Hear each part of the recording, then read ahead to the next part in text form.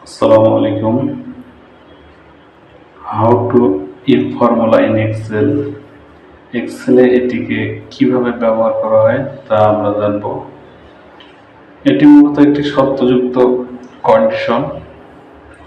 এখানে আমি দুইটি মাসের সেলস হিসাব নিয়েছি। যারা 5,000 টাকার উপরে সেল করবে তাদেরকে 1,000 টাকা করে বোনাস দেওয়া হবে, আর আদারওয়াইজ 5,000 টাকার নিচে হলে তাদের বোনাস দেওয়া হবে না, অর্থাৎ শূন্য ভ্যালু দেওয়া হবে।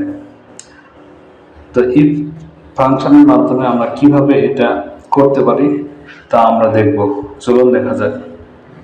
ধন্যবাদ। অবশ্যই আমার ইউটিউব চ্যানেলটি সাবস্ক্রাইব করবেন।